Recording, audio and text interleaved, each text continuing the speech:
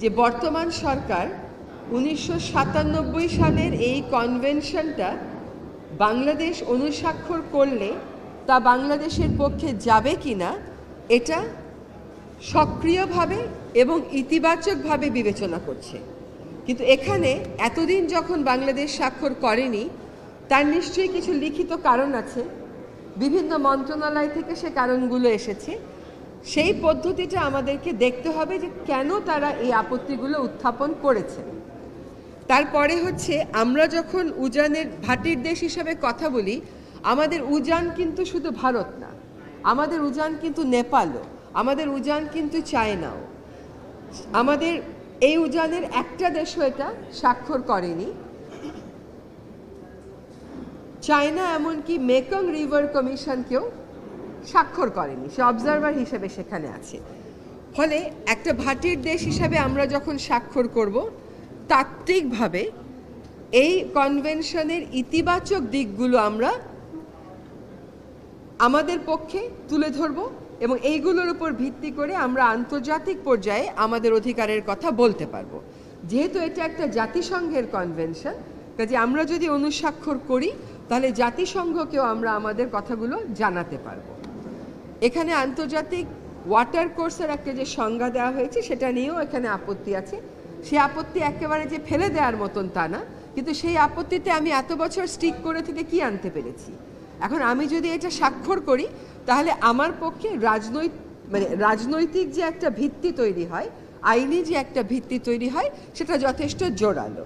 সেটার ব্যাপারে আমরা সংশ্লিষ্ট সকল পক্ষের সাথে কথা বলবো।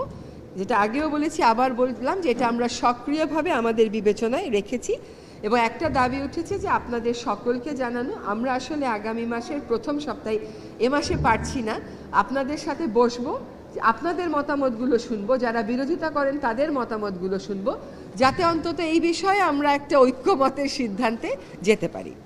এবার আমরা একটু কথা বলি যে আমরা নেগোসিয়েশনে কেন দুর্বল। এখানে দুর্বলতার অনেক কটা দিক আছে। আপনি যদি জয়েন্ট রিভার কমিশনের গঠন দেখেন, দেখবেন সেখানে সব প্রকৌশলীরা, সেখানে প্রকৌশলী বাদে অন্য পেশাজীবীর কোনো প্রতিনিধিত্ব নেই। ফলে নদী যে শুধুমাত্র প্রকৌশলের বিষয় না, এইটা আমার ধারণা নেগোসিয়েশন প্রসেসে কখনো রিফ্লেক্টেড হয় নাই। দ্বিতীয় হচ্ছে যে আমরা নিজেরা বিশেষজ্ঞ পর্যায়ে আলোচনা করি, কিন্তু আমরা তিস্তা পাড়ের মানুষকে কি শুনেছি, ফেনীর মানুষকে কি শুনেছি? আমরা যখন যাই আলোচনা করতে, আমাদের এজেন্ডাটা কেমন করে ফর্মড হয়, আমাদের কি বিষয় নিয়ে আমরা আলোচনা করব, ওই নেগোসিয়েশনের কাগজটা আমরা কেমন করে প্রস্তুত করি, সেখানে জনমানুষের দাবি কতটা প্রতিফলিত হয়। এবং যখন আপনি নেগোশিয়েট করেন, এটা মানতে হবে যে আপনাকেও ছাড় দিতে হবে, অন্য পক্ষকেও ছাড় দিতে হবে। যদি জনগণের দাবিগুলো আত্মস্থ করা যায়, তবে ওই দাবি ছাড়ের ব্যাপারে কিন্তু সিদ্ধান্ত নেওয়াটা সহজ হয় এবং আপনি জানেন যে কোনটুকুন আপনি ছাড়বেন, কোনটুকুন আপনি ছাড়বেন না। তো আমরা এটাও বলেছি যে আমি ফেনীতে গেছিলাম, আমরা তিস্তায় তো বহুবারই গেছি। তো এই জনগণের সাথে আমরা কথা বলবো আমাদের নেগোসিয়েশন এজেন্ডাটা ঠিক করার সময়। আরেকটা কথা হচ্ছে যে প্রায় সময় একটা দাবি উঠে যে আন্তর্জাতিক আদালতে যান না কেন। এটা একটু বুঝতে হবে, আন্তর্জাতিক আদালতে কোনো একটা রাষ্ট্র এককভাবে যেতে পারে না, দুইটা রাষ্ট্রকে পক্ষ হতে হয়। আপনি ইউরোপের দেশে দেখবেন তারা যেতে পারে, কারণ তাদের মধ্যে একটা পলিটিক্যাল ইন্টিগ্রেশন আছে। আমাদের ক্ষেত্রে নদী একটা পানির প্রবাহ, প্রাণ সত্তা শুধুমাত্র তা না, আমাদের ক্ষেত্রে নদী রাজনীতি, আমাদের ক্ষেত্রে নদী অর্থনীতি, নদী কৃষি, নদী সেচ। নদী এখন আর নদী নাই, এটা যে একটা জীবন্ত সত্তা বা একটা প্রতিবেশ ব্যবস্থা হিসেবে দেখব। সিবিডির কথা বলেছেন, কিন্তু সেই জিনিসগুলো আমাদের নেগোসিয়েশন প্রসেসে এই উপমহাদেশে দেখা হয় না। আমরা যদি যেটাকে তথাকথিত সফল বলা হয়, পাকিস্তান এবং ভারতের মধ্যে জলরাশি ভাগাভাগি, সেটাও কিন্তু এখন আটকে গেছে রাজনীতির কারণে। ফলে নদীকে যে আমরা কেবলমাত্র একটা জীবন্ত সত্তা হিসেবে দেখে আগাবো, বৈশ্বিক বাস্তবতায় তো নেই, আমাদের উপমহাদেশীয় বাস্তবতায়ও কিন্তু সেটা আর সম্ভব হচ্ছে না। এই জন্য নদী নিয়ে যতটা না আমার নদী বাঁচবে বলে আমাকে প্রশ্ন করা হয়, তার থেকে হচ্ছে ভারতের সাথে কি হবে সেই প্রশ্নটা করা হয়। আমার অবস্থানটা হচ্ছে আমি আমার নদী বাঁচাবার চেষ্টা আগে করব, সেই জন্য আমি ভারতের সাথে কথা বলবো, নেপালের সাথে কথা বলবো, চীনের সাথে কথা বলবো, কিন্তু আগ্রহটা বেশি থাকে ভারতকে আমরা কি বললাম সেটা নিয়ে। হ্যাঁ, এটাকে যেহেতু আমরা রাজনীতি করে ফেলেছি বা আমাদের রাজনীতির বিভিন্ন আঙ্গিকের কারণে এইটাও একটা বাস্তবতা হয়ে গেছে যে মানুষ বারবার একটি দেশের কথাই আমাদের কাছ থেকে জানতে চায়। এখানে যেটা ইউরোপের কথা বললাম, ইউরোপ একটা মহাদেশ হিসেবে যেভাবে তাদের পলিটিক্যাল ইন্টিগ্রেশন হয়েছে, আমাদের সাউথ এশিয়াতে তো হয়নি।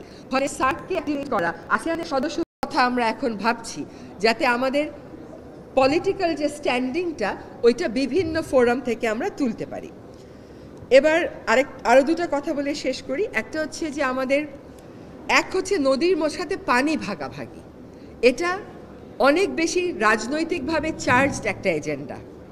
পানি ভাগাভাগির চুক্তি প্রায় খসড়া হয়ে গেছে, চুক্তি স্বাক্ষর করতে যাওয়া হয়েছে, শেষ মুহূর্তে বলা হলো চুক্তি স্বাক্ষর করা হবে না। সঙ্গত কারণেই এটা পলিটিক্যালি চার্জ হয়ে গেছে। এখন পানি ভাগাভাগির বিষয়টা হয়তো অনেক জটিল, দুই দেশের স্বার্থকে খুব সূক্ষ্মভাবে ব্যালেন্স করতে হয়, কিন্তু কতগুলো বিষয় আছে সেগুলো কিন্তু এত জটিল না। যেমন বন্যার পানি কখন বাংলাদেশে প্রবেশ করবে, কি মাত্রায় প্রবেশ করবে, বৃষ্টিপাতের মাত্রা কি, বাংলাদেশে কতটুকুন প্লাবিত হওয়ার সম্ভাবনা আছে, এগুলো তথ্য নিতান্ত মানবিক কারণেই শেয়ার করা উচিত এবং সম্ভব। এটার মধ্যে রাজনীতি টেনে আনার কোনো প্রয়োজন নেই, প্রয়োজন ছিল না। আমরা এখন সেখান থেকে আমাদের নেগোসিয়েশন ভারতের সাথে শুরু করতে চাই। যে তিনটা তথ্যের আগেও আমরা বলেছিলাম যে সকল অভিন্ন জলরাশির উপর যেখানে যেখানে স্ট্রাকচার করছে, এটা কেবল ভারত না, চীন করলেও নেপাল করলেও কোথায় কোথায় স্ট্রাকচার হচ্ছে এটা আমাদের জানতে হবে। এটা না জানলে আমাদের পানি ব্যবস্থা সম্পূর্ণভাবে একটা ঝুঁকির মধ্যে পড়ে যাবে। দ্বিতীয় হচ্ছে, আপনি যদি আপনার ওয়েবসাইটে লিখে দেন ভারী বৃষ্টিপাত হচ্ছে, সেখান থেকে কিন্তু কিছু বোঝা যায় না ভারী কতটুকুন ভারী। এটা কি স্মরণকালের মধ্যে সবচেয়ে ভারী? 200-র উপরে উঠলেই ভারী, এবার তো 500-600-র উপরে উঠে গেল। কাজে ভারী বললে আমরা বুঝি না কতটুকুন ভারী, এটা আমাদেরকে জানাতে হবে।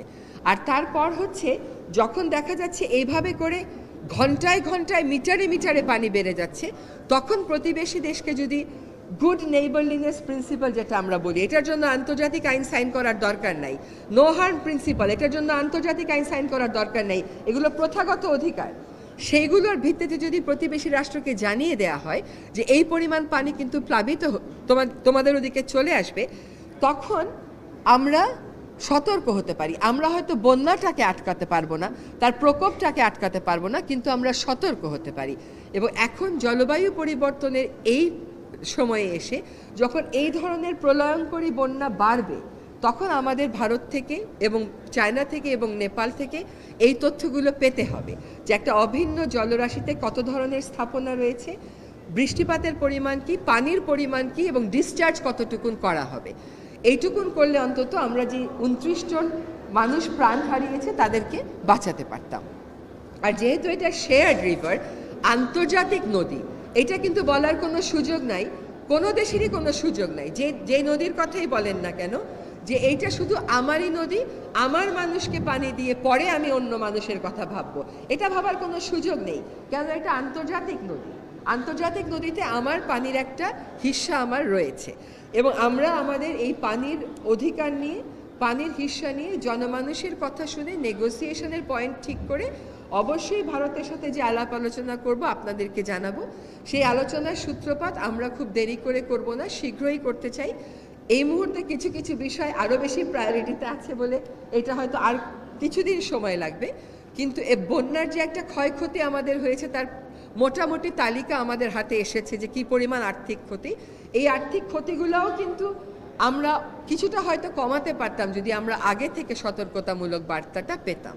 সো এই তিনটা বিষয়ে তথ্য চেয়ে আমাদের এবারে ক্ষয়ক্ষতির কথা তুলে ধরে, প্রাণহানির কথা তুলে ধরে, মানবিক কারণে আমরা আমাদের উজানের দেশগুলোর সাথে এই তথ্যগুলো পাওয়ার ব্যাপারে নেগোসিয়েশন বা আলাপ প্রক্রিয়া শুরু করে দেব।